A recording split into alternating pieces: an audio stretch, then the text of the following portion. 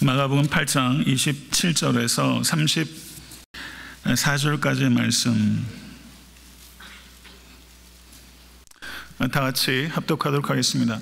예수와 제자들이 가이사랴 빌립보 여러 마을로 나가실새 노중에서 제자들에게 물어 가라사대 사람들이 나를 누구라고 하느냐 여짜와 가로되 세례 요한이라 하고 더러는 엘리야 더러는 선지자 중에 하나라 하더이다.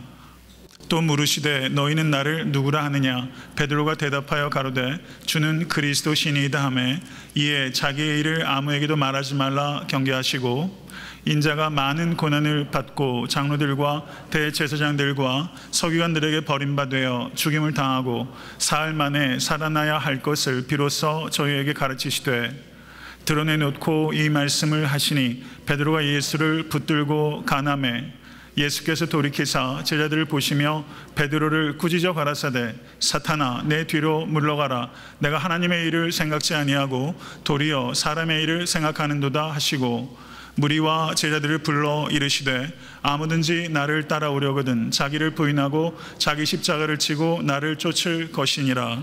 아멘. 그리스도의 제자가 되기 원하십니까? 저는 저분께 그리스도의 제자가 되십시오라고 좀 인사 좀 하시죠. 그리스도의 제자가 되십시오. 네.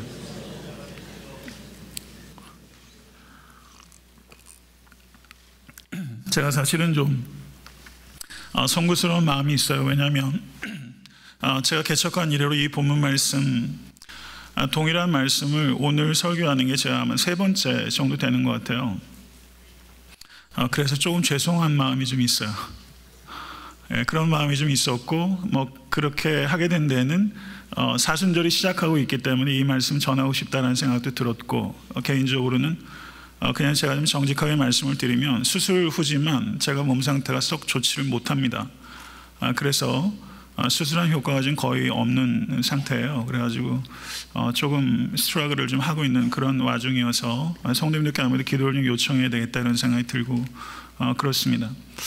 이 약함을 통해서 하나님께서 저를 가르치시는 게 있으실 거라 생각이 되고 마음은 그래도 비교적 평안합니다. 많이 불편한데 마음은 평강을 지키는 것을 하나님 앞에서 연습하고 있는 그런 시간인 것 같습니다. 동일한 본문을 대하다 보니까 제 심장이 썩 뛰질 않더라고요.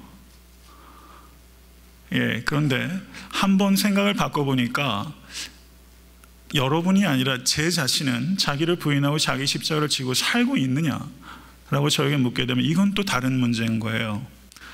심장이 뛰지 않는다라기보다는 지금 버든이 상당히 제 마음속에 오는 그런 말씀이다. 전 개인적으로 그렇게 느껴지고 그래서 오늘 성도님들께서 제가 이전에 설교했던 것들을 기억하신 분들도 계시겠지만 그 내용들을 첨삭해서 오늘 말씀을 다시 증거할 때 모쪼록 여러분과 제가 이 말씀을 마치 몰랐던 말씀을 처음 듣는 것과 같은 마음으로 우리가 생경한 마음으로 이 말씀 받아서 먹을 수 있는 은혜가 여러분과 저에게 임할 수 있기를 간절히 바랍니다. 참 안타까운 것은 그 말씀을 잘 아는데 그 말씀대로 사라지지 않는 것 참 안타까운 일이죠. 근데 오늘 본문 말씀이 가장 대표적인 그런 말씀 가운데 하나가 아닌가 싶습니다. 말씀을 전하도록 하겠습니다. 마가복음 8장 27절에서 10장 52절의 내용은 예수님께서 십자가를 지시기 위해서 예루살렘에 올라가신 예수님의 마지막 여행을 기록하고 있습니다. 성도 여러분, 어디를 여행 가실 때 이 여행이 마지막이야 라는 것을 알고 가신 여행이 있으세요? 아마 말기암 환자가 사랑하는 가족들과 더불어 아내와 더불어 남편과 더불어 마지막으로 여행 가는 그런 여행을 다녔던 분들이 있으실 거라고 생각이 됩니다. 아는 분들 가운데 말이죠. 마지막 여행이라는 걸 알고 예수님께서 이 여행을 하셨어요. 어떤 마음이셨을까요? 이 여행의 기록에는 예수님께서 3차례의 순환 예고가 기록되어 있고 그 3차례의 순환 예고가 주어질 때마다 제자들은 그때마다 무지했고 그 말씀을 무시하기까지 했습니다. 그러나 예수님께서는 그들을 향해서 지속적으로 제자도에 대해서 가르치시는 끈기를 나타내셨어요. 예수님의 이 마지막 여행은 마가복음 8장 27절에 가이사랴 빌립보에서 시작돼서 9장 2절에 변화산, 9장 30절에 갈릴리, 9장 33절에 가버나움, 10장 1절에 유대 지경과 요단강 건너편, 10장 32절에 예루살렘으로 올라가는 길, 10장 46절에 여리고, 11장 1절에서 예루살렘. 그리고 마침내 예수님께서 골고다의 십자가 위에 예수님께서 이 마지막 여정을 마치셨고 그의 공생애를 마치신 여행의 마지막 고울은 예수 그리스도의 십자가였습니다. 저는 개인적으로는 내후년쯤에 애틀랜타 섬기는 교회 성도님들과 예루살렘에 한번 가보고 싶습니다. 제가 이 여정의 그 과정들을 소개한 이유는 한번 그곳에 한번 가본 다음에 이 말씀을 대하는 태도가 여러분과 저에게 많이 바뀔 거라고 생각이 돼요.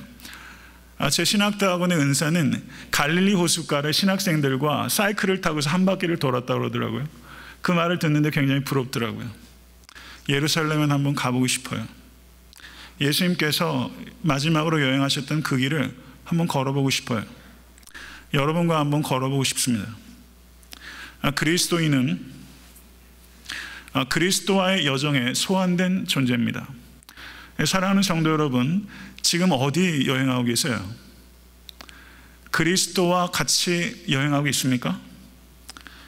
그리스도인으로 소환받았다는 것은 예수 그리스도께 동의하거나 예수 그리스도와 동감하는 것에 머무는 것이 아니라 예수 그리스도와 함께 동행하는 것입니다.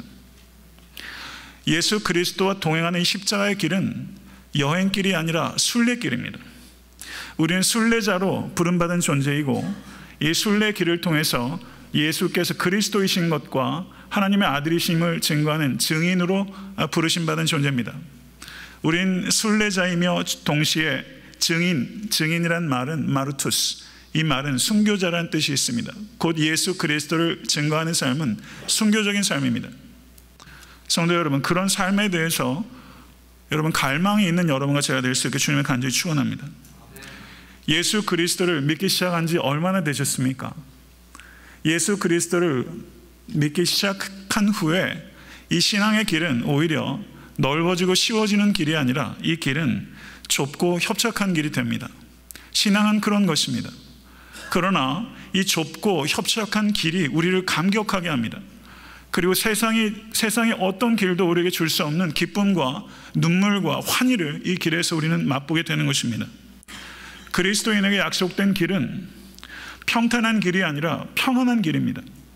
삶의 여러 가지 환경 속에서 숨을 못 쉴 것 같은데 예수 그리스도 안에서 우리는 숨이 쉬어지는 것을 경험하는 사람들입니다. 우리가 걸어가는 길은 결코 쉬운 길이 아닙니다. 그렇지만 이 길은 풍성한 길입니다.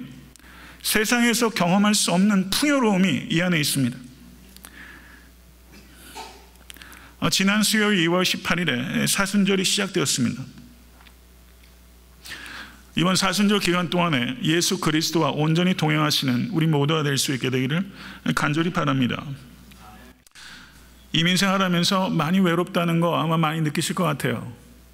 결혼해서 외로움이 좀 많이 가시던가요? 인간은 외로운 존재 아닙니까? 이 세상에서 가장 외로우셨던 사람이 누구라고 생각하십니까? 누가 가장 외로웠을까요? 구약 성경에서 누가 가장 외로웠을까요?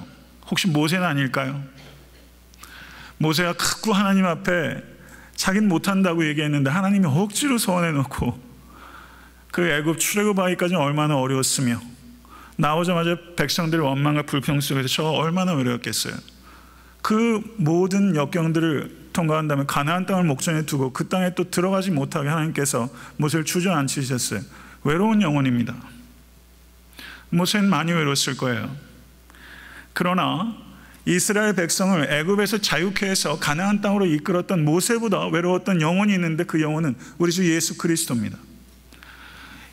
옛 이스라엘이 아니라 새 이스라엘을, 모든 믿는 자들을 애굽이 아니라 죄와 사망에서부터 구원해서 가나안 땅이 아니라 하나님의 나라 천국으로 이끄시는 모세보다 크신 자이신 다윗보다 먼저 계셨던 우리 주 예수 그리스도, 그분은 외로우셨습니다. 예수님 주변에 수많은 무리들이 있었지만 그 무리들은 오히려 예수님의 외로움을 덜어준 존재가 아니라 예수님의 외로움을 가중시킨 존재였고 그들은 예수님으로부터 더 이상 아무것도 얻을 수 없다는 것이 명백해지자 예수를 버렸습니다. 12제자도 마찬가지입니다. 예수님은 외로우셨습니다. 그리스도인이 되면 외로움과 이별한다고 생각하십니까? 나는 예수님을 믿어서 나는 이제는 외롭지 않아요. 그런 측면이 있죠. 그렇지만 그리스도인이 됐다는 것은 외로움과 영원히 이별하는 길 아닙니다. 그리스도인이 되었기 때문에 갖게 되는 외로움이 존재하는 것입니다. 왜냐하면 그리스도와 동행하는 길은 예수님께서 가셨던 길을 걸어가는 것이고 예수님께서 외로우셨기 때문입니다. 악한 세상에서 세상과 짝하지 아니하고 예수 그리스도와 동행한다는 길은 필경은 외로운 길입니다. 그러나 이 외로움은요, 아름다운 외로움입니다. 외로움에 갇혀서 나만 관찰하고 나만 묵상하고 자기에 퐁당 빠진 외로움이 아니라 그리스도와 동행하는 외로움은 다른 사람의 외로움을 발견하고 그들을 섬기는 대로 나아가고 또 다른 외로운 영혼을 향해서 다가서게 하는 외로움입니다. 저는 여러분과 저에게 이 외로움이 있을 수 있게 되길 간절히 바랍니다. 너무 편안해지는 데서 오는 풍요로움, 너무 편안한 데서 오는 갈망이 너무나 빈곤해진, 저는 이번 사순절을 시작하면서 제 개인적으로 하나님 저를 외롭게 하여 주시옵소서, 제가 그렇게 기도를 하게 돼요. 전에 없이 이번 사순절에 외롭게 하여 주시옵소서. 우리가 주 안에서 형제 자매입니다. 형제 자매와 커피 한잔 마시면서 예수님이 얘기하는 거 영혼의 귀한 양식이에요. 기쁘고 즐거운 일이에요.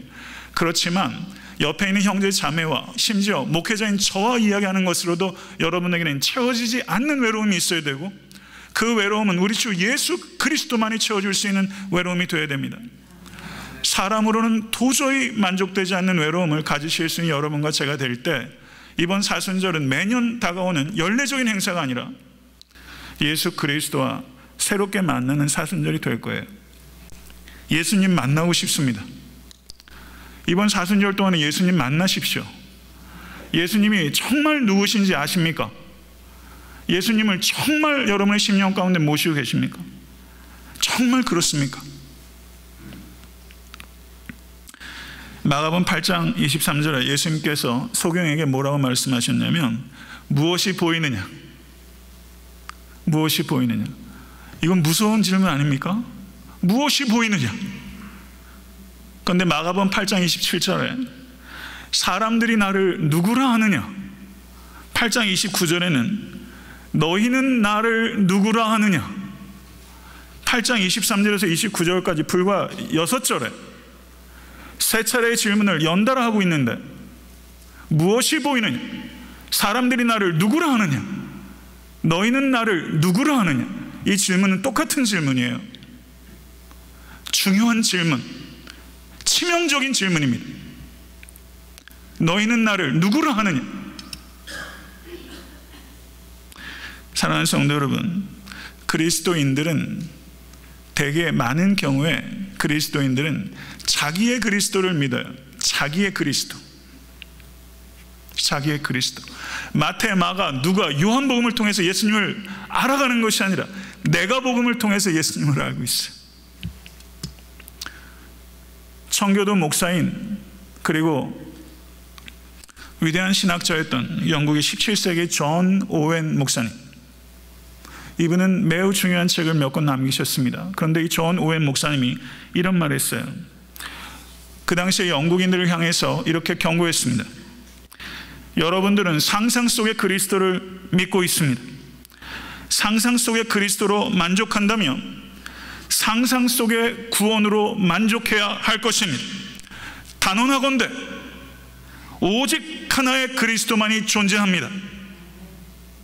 이렇게 말씀했어요. 깊이 새겨야 될 말입니다.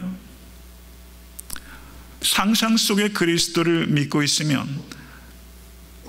그 사람에게 구원은 상상에 그칠 수 있다. 이거는 예언자적인 선언이죠. 여러분, 정말로 간절히 바라는 것은 여러분과 저의 구원이 상상으로 끝나지 않게 될 간절히 바랍니다.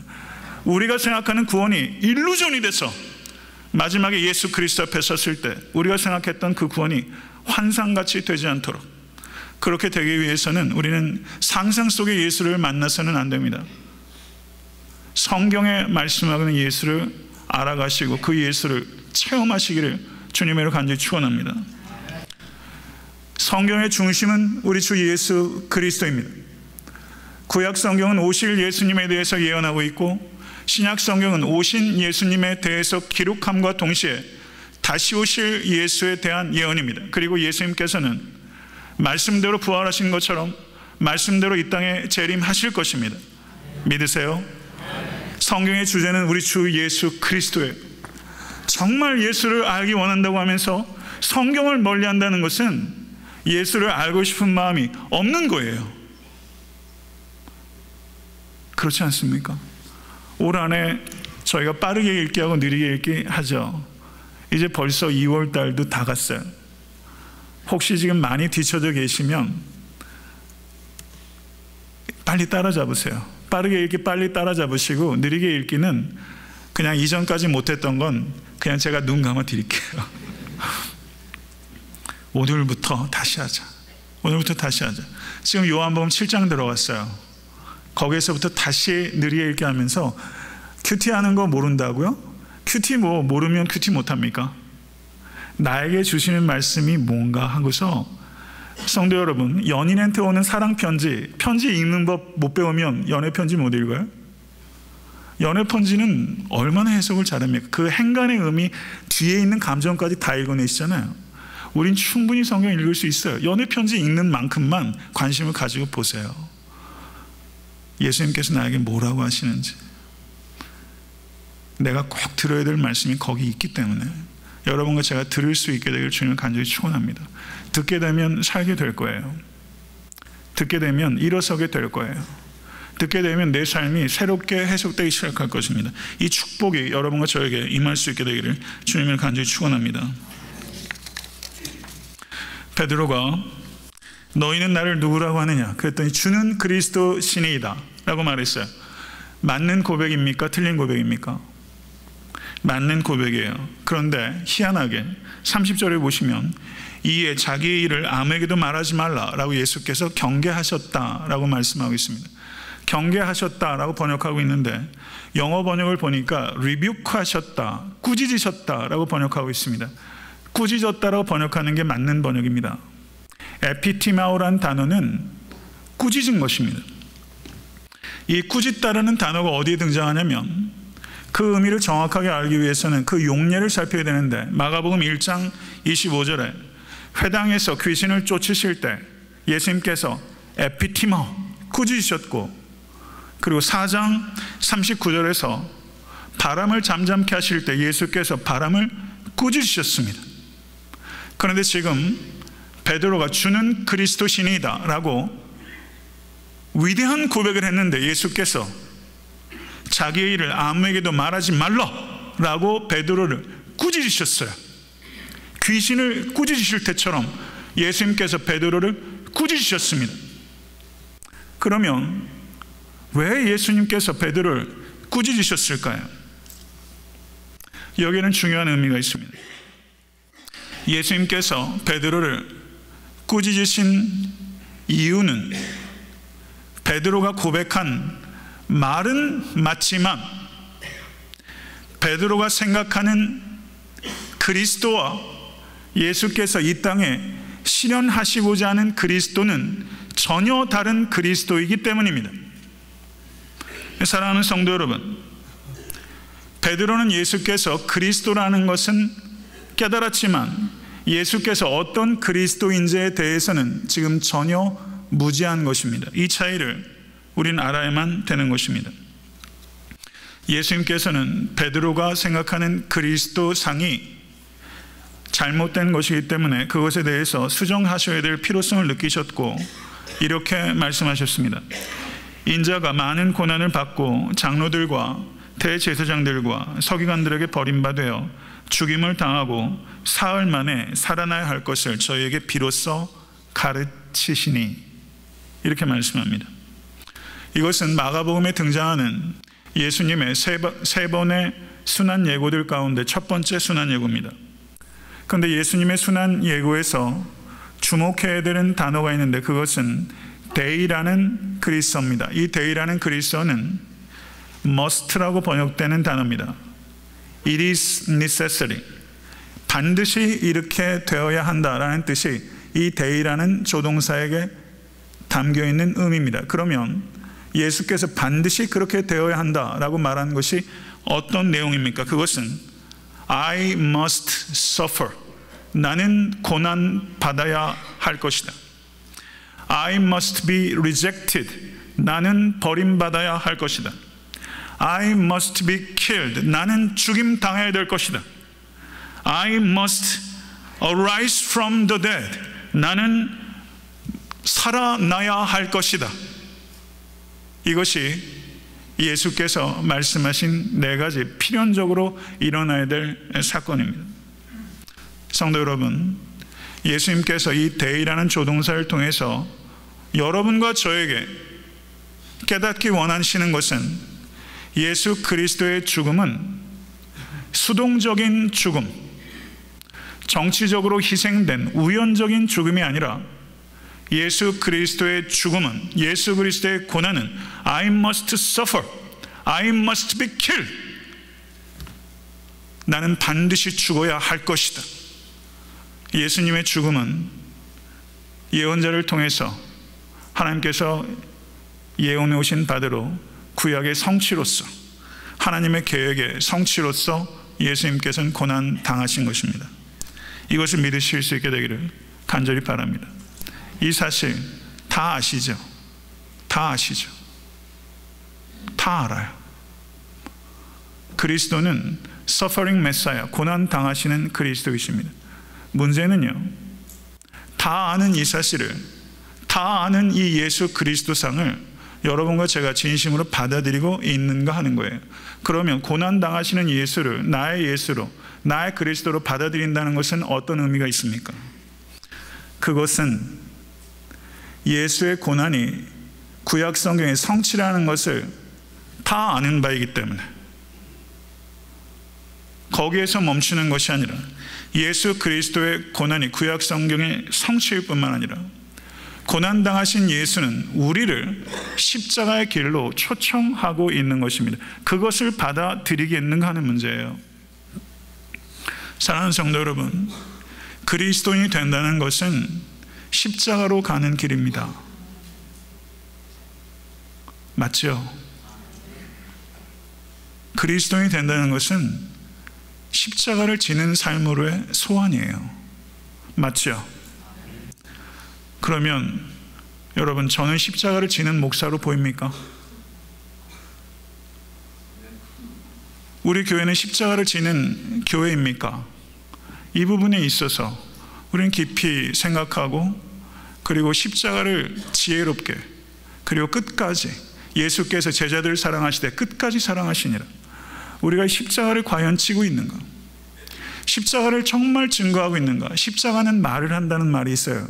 십자가 한번 보세요. 십자가 말합니까? 십자가가 언제 말합니까? 십자가를 질 때 말합니다. 십자가는 장식품이 아니라 십자가를 질 때 이 십자가는 비로소 말을 합니다.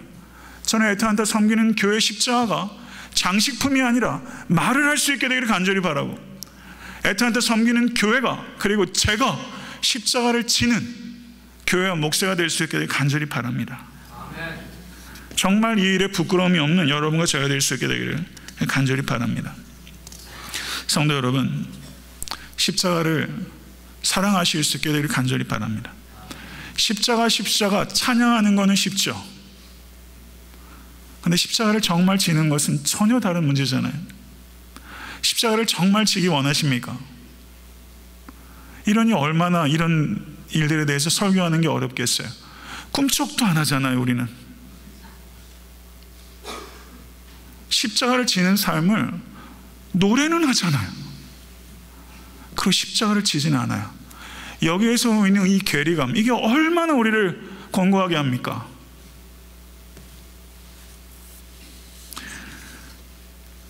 예수님께서 본인의 순환에 대해서 예고하셨을 때 베드로가 예수를 붙잡고 간했다고 말하고 있습니다. 여기에서 간하다라고 번역되는 성경 원어가 에피티마오, 똑같은 말이에요. 그러니까 예수를 베드로가 붙잡고 예수를 꾸짖었어요. 그런데 우리 번역은 꾸짖었다고 표현하지 않았어요. 왜냐하면 그렇게 표현하기가 조금 불편했던 모양이에요. 그런데 성경 원어는 똑같은 단어예요.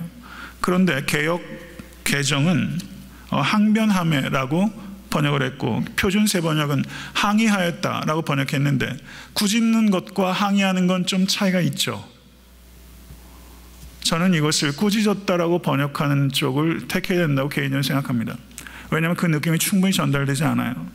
지금 베드로가 예수를 꾸짖었어요. 왜요? 베드로가 생각하는 그리스도는 예수께서 말씀하시는 서퍼링 메사야, 고난받는 메사야였던 적이 없어요. 그런 메시아 베드로는 사랑하지 않아요. 그런 메시아 베드로는 따르고 싶은 뜻이 없는 거예요. 그랬더니 예수님께서 뭐라고 말씀하십니까? 사탄아, 내 뒤로 물러가라. 내가 하나님의 일을 생각지 아니하고 도리어 사람의 일을 생각하는도다. 이렇게 말했습니다. 성도 여러분, 십자가를 생각하지 않는 것은 사람의 일입니다. 사탄아, 내 뒤로 물러가라. 이거는 우리의 귀를 의심하게 하는 말씀이잖아요. 예수님께서 광야에서 사탄의 유혹을 받으실 때 사탄아 물러가라 라고 하셨는데, 그때 하셨던 똑같은 말을 베드로에게 사탄아 내 뒤로 물러가라 라고 예수님께서 책망하셨습니다. 마태복음 4장 8절에서 9절에 마귀가 또 그를 데리고 지극히 높은 산으로 가서 천하만국과 그 영광을 보여 가로되 만일 내게 엎드려 경배하면 이 모든 것을 내게 주리라. 이에 예수께서 말씀하시되 사탄아 물러가라. 천하만국과 영광을 보여주면서 내게 절만하면 다 주겠다 라고 말하면 이 자리에서 여기 안 넘어갈 사람 얼마나 될까요? 사랑하는 성도 여러분, 우리에게는 누구도 천하만국과 영광을 나에게 줄 거다 이런 얘기 안 할 거예요. 이런 얘기조차 우리에게는 안 하겠죠. 우리는 내게 절하면 십자가를 내려놓으면 사업 잘 되게 해줄 거다, 뭐 이 정도만 돼도 우리는 넙죽넙죽 저럴 때 많이 있지 않습니까? 자녀가 잘 될 거야, 사업 잘 될 거야. 사랑하는 성도는 천하만국과 영광 정도도 아니죠. 사랑하는 성도 여러분, 그래도 우리가 한번 생각해 봅시다. 천하만국과 영광, 예수 그리스도, 어느 쪽에 서시겠어요? 예수 그리스도? 성도 여러분, 천하만국과 영광보다 예수 그리스도를 더 사랑하실 수 있는 여러분과 제가 될 수 있게 주님을 간절히 축원합니다. 그런 신앙 보고 싶습니다. 하나님의 나라는 하나님의 방법대로 세워져야 합니다. 하나님의 교회는 하나님의 방법대로 부응해야 합니다. 하나님의 교회는 오직 하나님의 뜻에 따라 이끌려야 됩니다. 하나님의 교회는 오직 성령의 인도하심을 받아야 됩니다. 그 길이 더디고 어리석어 보이고 위태로워 보이고 실패할 것 같이 보여도 교회는 반드시 십자가를 증거하고 십자가를 져야 됩니다. 그 길 외에는 다른 길이 없습니다. 하나님의 나라의 확장을 원한다고 하면서 우리가 인간적인 방법을 도용해서는 안 됩니다. 그것에 대해서 저항할 수 있는 여러분과 제가 될 수 있게 간절히 바랍니다. 우리는 하나님의 뜻이 무엇인지도 잘 분별 못하고 하나님의 방법이 그리고 하나님의 때가 언제인지 잘 분별하지 못합니다. 솔직히 그렇습니다. 그래서 매 순간 기도해야 합니다. 매 순간 말씀으로 돌아가야 됩니다. 얼마나 많은 사람들이 하나님 뜻 운운하며 자기 뜻을 이룹니까? 교회 안에 하나님의 뜻이 이루어질 때가 많습니까? 사람의 뜻대로 좌지우지될 때가 많습니까? 교회는 십자가를 지지 않습니다. 이것에 대해서 우리가 아파해야 합니다. 자기 부인을 하는 목회자 만나기 어렵습니다. 저도 감히 그렇게 말하는 것 유보하겠습니다. 목회 이제 불과 6년 했는데 저는 자기 부인을 하는 목사입니다 라는 말, 전 부끄러워서 못하겠어요. 10년 20년 연한이 채워지고 제가 은퇴할 어간쯤이 돼서 저는 자기 부인을 하려고 부단히 애썼습니다. 저는 그때쯤 그렇게 말할 수 있는 목사가 되고 싶어요. 사랑하는 성도 여러분, 쉬운 길로 가지 않으실 수 있기를 간절히 바랍니다. 넓은 길로 가려는 충동과 싸우실 수 있게 간절히 바랍니다. 바보 같은 길, 좁은 길, 협착한 길, 위태로운 길, 위험한 길, 그러나 생명의 길로 끝까지 가실 수 있는 여러분과 제가 될 수 있게 간절히 바랍니다. 8차선 도로가 열려서 그냥 쌩쌩 달려도 그 길이 목적지에 도달하지 못하면 필경한 멸망의 길이고, 이게 비포장 도로에서 울퉁불퉁하고 위태롭게 짝이 없어도 목적지에 도착하면 생명의 길이고 성공한 길이에요. 성도 여러분, 생명의 길로 가실 수 있는 여러분과 제가 될 수 있게 간절히 바랍니다. 자기를 부인하고 자기 십자가를 지고 나를 따를 것이니라. 이 말에 대해서 여러분과 저의 심장은 잘 안 뛰어요. 우린 굉장히 냉랭해요. 자기를 부인하고 자기 십자가를 지고 나를 따를 것이니라. 우리가 안다고 생각하는 것에 얼마나 맹점이 있는지, 우리가 얼마나 말씀 가지고 심장이 뛰지 않는지. 그러면요, 자기를 부인하고 계십니까? 자기 부인의 의미는 알고 계십니까? 자기 부인의 의미는 무엇입니까? 그것은 전적으로 자아를 부인하는 것은 아닙니다. 왜냐하면 그리스도인은 창조된, 타락된, 구속된 존재입니다. 믿으십니까? 이게 존 스타트 목사님의 인간론입니다. 그리스도인은, 중생한 성도는 창조된, 타락된, 구속된 존재입니다. 그러면 자기를 부인한다는 것은 전적인 자아를 부인하는 것이 아니라 창조되고 재창조된 자아는 인정해주고 내 안에 남아있는 타락된 옛 본성은 부인하는 거예요. 이 두 가지를 분별할 수 있는 영적 분별이 여러분과 저에게 있을 수 있게 간절히 바랍니다. 자기를 부인하고 self-denial, 아르네오마이, 자기를 부인하라 라는 이 단어는 자기에게 모른 척하라 라는 뜻이에요. 타락한 옛 본성과는 철저하게 모른 척하실 수 있는 여러분과 제가 될 수 있게 간절히 바랍니다. 타락한 옛 본성은요, 자기 중심성이에요. self-centeredness, self-determination, 내 뜻대로 결정하는 것, 자기 결정권 내려놓는 것입니다. 성도 여러분, 예수님은 그리스도이십니다. 예수님은 구세주이십니다. 믿으시면 아멘 하세요. 예수님은 주이십니다. 믿으세요? 예수님은 세이비어이시고 예수님은 롤드예요. 근데 많은 그리스도인들이 예수님을 세이비어, 세이비어는 너무 좋아. 근데 롤드는 롤드는 싫어. 구세주로만 머물게 하고 예수님을 나의 주인으로는 받아들이고 싶어 하지 않아요. 예수님은 가릴 수 없어요. 예수님은 구세주이면서 동시에 주인이세요. 만약에 예수님께서 여러분의 삶 속에 주인이 아니시면 여러분의 구세주일 수 없습니다. 전적인 주재권을 넘기기까지는 시간이 걸리겠지만 여러분의 삶의 방향이 내 삶의 주인은 그리스도이십니다라는 쪽으로 방향이 바뀌지 않았으면 그분에게는 예수님은 구주일 수 없어요. 예수님은 구주이면서 동시에 우리의 주인이십니다.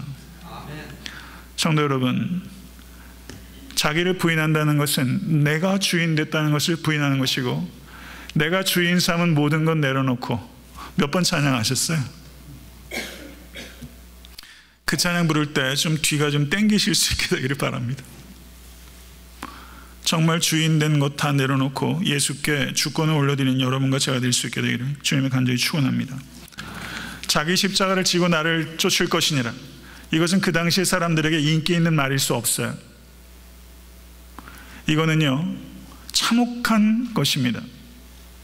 키케로라는 로마의 철학자는 로마인과 그리고 자유인은 십자가를 상상할 수조차 없다라고 말할 정도로 이 십자가형에 대한 경멸을 표현했어요. 경멸스러운 거예요. 그러나 예수님께서는 자기 십자가를 지고 나를 쫓을 것이니라. 우리에게는 무감각하기 짝이 없는 이 말씀이 그 당시에 예수의 말을 들었던 사람들에게는 혐오스러운 것입니다. 그 정도로 이 말씀은 파격적이고 충격적이었어요. 사랑하는 성도 여러분, 이 말씀이 여러분과 저에게 새롭게 들릴 수 있는 이 아침 될 수 있게 될 주님을 간절히 축원합니다. 자기를 부인하고 자기 십자가를 지고 나를 쫓을 것이니라. 나를 쫓을 것이니라. 아콜루세오, follow me. 나를 따를 것이니. 성도 여러분, 이 말은요, 와서 죽으라 라는 것입니다. 와서 죽으라. 와서 죽으라. 그리스도인이 된다는 것은 보네퍼 목사님 말씀하셨죠. 와서 죽으라는 소원장이다. 와서 죽으라. 성도 여러분, 그리스도와 함께 연합해서 죽으실 수 있는 여러분과 제가 될 수 있게 간절히 바랍니다. 그래야 그리스도와 함께 연합해서 부활을 경험해요. 사랑하는 성도 여러분, 자기를 부인한다는 것은 타락한 옛 본성을 부인하는 것으로 시작해서 더 나아갑니다. 그것은 적극적이고 긍정적인 의미가 있습니다. 그것은 정당한 권리, 합법적인 권리, 하등의 잘못이거나 죄라고 할 수 없는 정당한 권리조차 하나님의 뜻이 아니라면 하나님 저 그거 내려놓겠습니다 라고 얘기하는 거예요. 창세기 13장에서 아브라함이 롯에게 먼저 우선권을 준 것처럼 삼촌이잖아요. 갈대아 우르에서부터 올 때부터 얼마나 친아들처럼 사랑했습니까? 버르장머리 없는 조카 녀석이죠. 그렇지만 아브라함은 거기에서 내어놓잖아요. 정당한 권리 포기한 거예요. 왜요? 하나님을 믿었기 때문에, 하나님의 뜻을 따랐기 때문에, 하나님의 뜻이라면 나에게 정당한 것조차도 내려놓는 것, 그게 자기 부인의 절정입니다. 그리고 그것은 십자가로 나타나게 되는 것입니다. 사랑하는 성도 여러분, 자기를 낮춘다는 것 말처럼 쉽지 않습니다. 그러나 자기를 낮추는 데 성공하실 수 있는 우리 모두가 될 수 있게 간절히 축원합니다. 자기를 낮출 때 하나님께서 우리를 높여주시고, 자기로부터 내가 디태치 될 때 우리는 하나님과 어태치, 하나님과 붙게 되는 것입니다. 자기를 비울 때 하나님께서 우리를 채워주시는 것입니다. 성도 여러분, 먼저 비우는 데 성공하실 수 있는 여러분과 제가 될 수 있기를 간절히 바랍니다. 자유인이 되실 수 있는 여러분과 제가 될 수 있기를 간절히 바랍니다. 욕망이라는 열차에서 내려오십시오. 그리스도께서 우리에게 자유를 가져다 주셨습니다. 사랑하는 성도 여러분, 인간이 누구인가 하는 것은 철학과 신학과 종교의 주제입니다. 인간은 누구입니까? 인간은 자기를 부인할 때 자기를 발견할 수 있는 존재입니다. 자기를 부인할 때 인간은 절정에 도달하게 됩니다. 그리고 인간은 죽음을 통해서 생명을 얻는 존재입니다. 그것을 우린 예수 그리스도로부터 배우게 된 것입니다. 사랑하는 성도 여러분, 나에게 자기를 부인하고 자기 십자가를 지고 나를 쫓을 것이니라. 그러니까 여러분과 이 자리에 몇 분이 계세요? 십자가가 다 같아요, 틀려요? 다 달라요. 자기 십자가를 지고, 예수님께서 내 십자가를 지고 나를 따를 것이니라 라고 얘기하지 아니하시고 자기 십자가를 지고 나를 따를 것이니라. 여러분의 십자가가 뭐예요? 남편이에요? 너무 쉽게 그렇게 얘기하지 마세요. 정말 여러분의 십자가는 뭐예요? 자의적으로 얘기하지 마시고 여러분께서 지기를 원하시는 하나님께 주신 십자가 뭔지를 생각하시고 그 십자가 감당하실 수 있는 여러분과 제가 될 수 있게 되길 간절히 바랍니다. 십자가를 회피하는 데서 안도하지 마시고 십자가를 지는 데서 감격하실 수 있게 되기를 주님의 간절히 축원합니다. 성도 여러분, 설교하는 것처럼 쉽지 않습니다. 아멘하는 것처럼 쉽지 않아요. 그렇지만 이 길 따라가실 수 있는 여러분과 제가 될 수 있게 주님의 이름으로 간절히 축원합니다. 아멘. 성도 여러분, 날마다 자기를 부인하고 자기 십자가를 지게 되면 우리는 그리스도의 흔적을 갖게 됩니다. 이것을 믿으실 수 있게 간절히 바랍니다. 저 사람은 십자가를 많이 진 사람이라는 것이 사람들에게 느껴져요. 저는 그때를 기다려요. 라이트풋이라는 고매한 신약학자가 있습니다. 아주 오래된 분이에요. 라이트풋. 외모가 굉장히 볼품없었나 봐요. 근데 라이트풋이 강의실에 처음 들어왔을 때 학생들로부터 존경을 받지는 못했대요. 그런데 시간이 지난 다음에 이 학생들이 그 라이트풋을 너무나 사랑하게 됐대요. 왜요? 이 라이트풋이라는 신학자에게서 그리스도의 흔적이 보이기 때문이에요.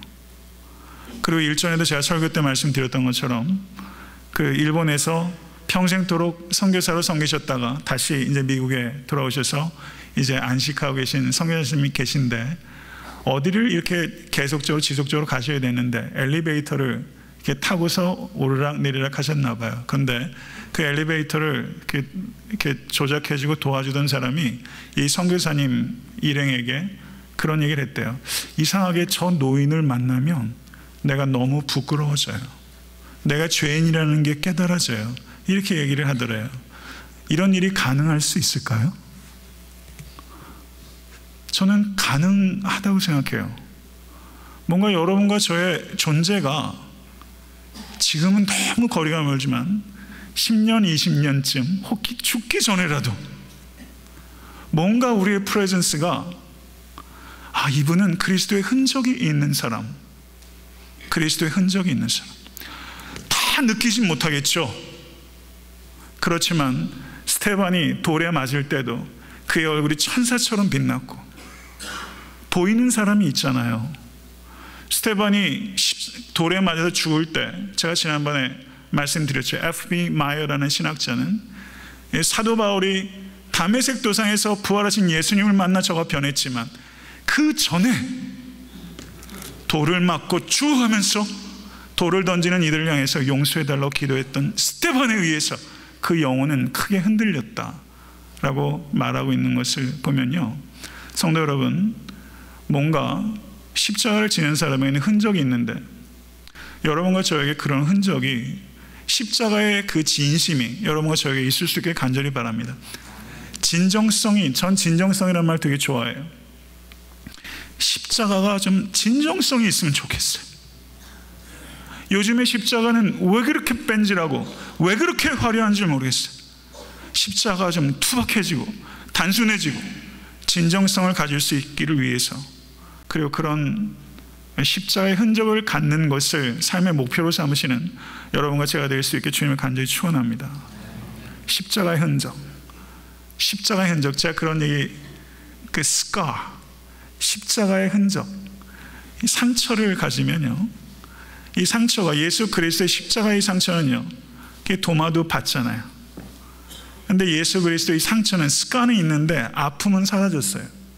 여러분이 지금 당하시는 이 고난이 말이죠, 부활의 주님을 믿는 순간 이 어느 순간에 흔적은 있는데 아픔은 사라져요.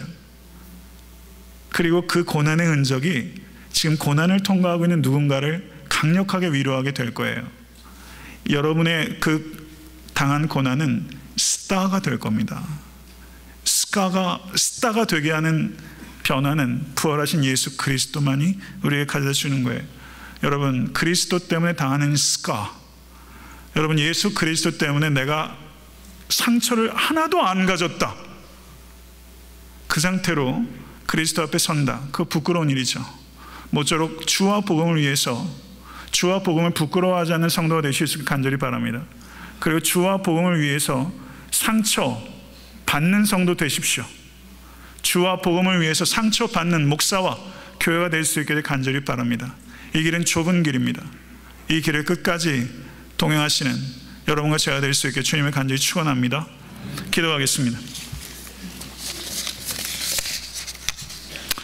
존귀하신 하나님 아버지, 감사합니다.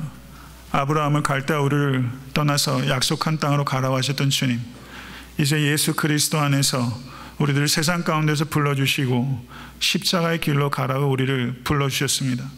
아버지 하나님, 이 위대한 여행, 그리고 위험한 여행으로 저희들을 초청해 주시니 감사합니다. 아버지 하나님, 우리 각자가 이 길을 사랑할 수 있도록 하나님 도와주시고, 이 길을 끝까지 걸어갈 수 있도록 성령님 우리 가운데 임하여 주시옵소서. 아버지, 십자가를 너무나 쉽게 말하면서 십자가를 지지 않는 우리들의 완악함을 주여 책망해 주시고, 아버지, 십자가를 질 수 있는 우리가 될 수 있도록 인도해 주시고, 자기 희생의 자리에 아버지 설 수 있는 우리 모두가 될 수 있도록 인도하여 주시옵소서. 원수를 사랑하고 핍박하는 자를 위해서 기도하라는 예수님의 말씀이 아버지 하나님 이솝 이야기가 아니라는 것을 저희들이 받아들입니다. 과장법이 아닙니다. 그리스도 안에서 원수를 사랑하고 핍박하는 일을 위해서 기도할 수 있는 새로운 피조물이 된 것을 저희들이 믿습니다. 아버지 하나님, 십자가의 길 여전히 외면하고 싶은 길이지만 한편으로는 여전히 가고 싶은 길이기도 합니다. 아버지 하나님, 십자가의 흔적을 갖는 우리 모두가 될 수 있도록 주여 인도해 주시고, 이번 사순절 기간 동안에 십자가의 예수님을 다시 한번 깊이 만날 수 있도록, 십자가를 안다고 생각하는 교만을 내려놓을 수 있도록, 십자가를 지고 있다고 하는 아버지 자기 만족을 내려놓을 수 있도록 아버지 하나님 인도해 주셔서 십자가 앞에서 한없이 작아지게 하시고 겸손해지게 하시고 심령이 가난해지게 하시고 성령님을 구할 수 있는 우리 모두가 될 수 있도록 인도해 주시옵소서. 우리 주 예수 그리스도 이름으로 간절히 기도드렸사옵나이다. 아멘.